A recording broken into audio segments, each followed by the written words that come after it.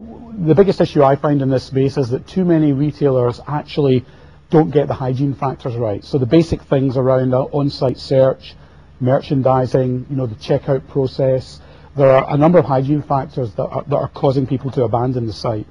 And I think the reason for that and the driver behind that is that retailers tend to follow other retailers, which is a natural thing to do.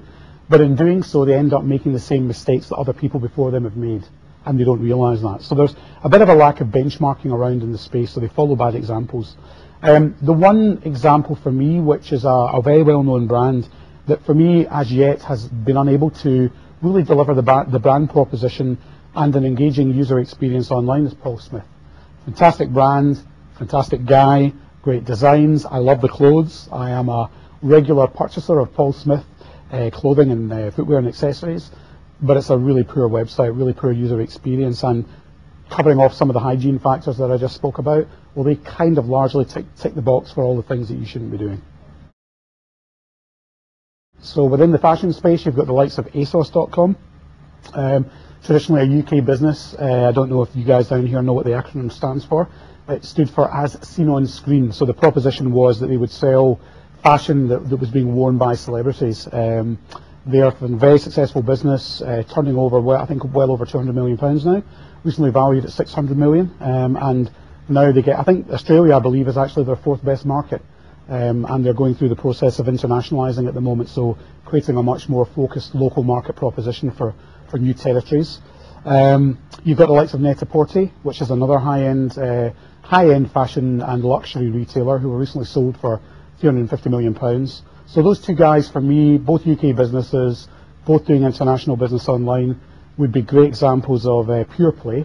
There's quite a number of multi-channel retailers doing pretty well now, but I tend to look to the US probably for one or two of the better examples, and I think the likes of Macy's.com and JCPenney are great examples, largely because they've started to integrate their channels. So they offer quite a compelling cross-channel proposition now, where you can maybe buy things online, pick up in store, or reserve and collect, that type of idea. And as a business model, I thought Shoes of Prey was a fantastic new idea that I hadn't seen elsewhere, where high-end customers can customize footwear, high-end female customers, should I state, can customize footwear online, which I thought is a really clever business model. I think there are people like Glasses Direct in the UK, and Glasses Direct are selling spectacles.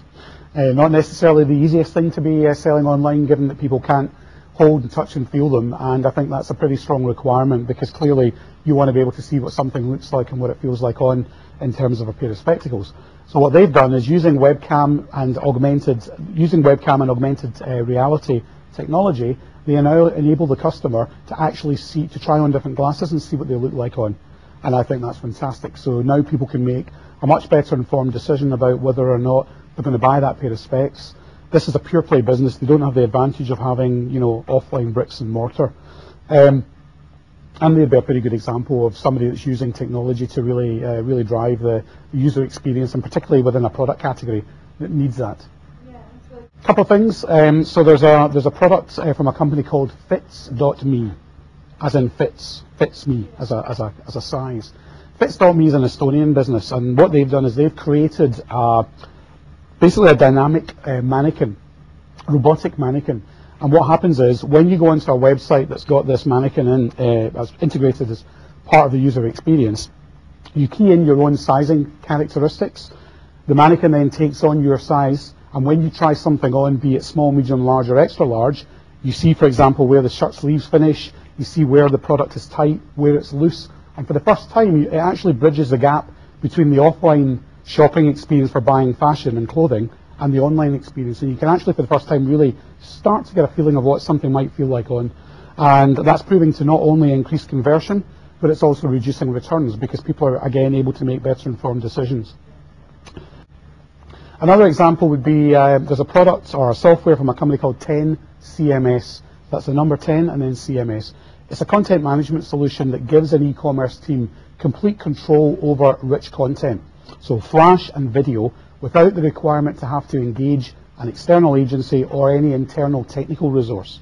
So people with no technology experience whatsoever can be using this application for example, to merchandise landing pages, home pages, using rich content, hotspotting a video to enable a customer to go straight to a product page to buy the product. So not only is it a great tool to drive customer engagement, but it's marrying up rich content with the transactional experience, which is going to clearly drive sales. So those, for me, are two quite exciting developments at the moment.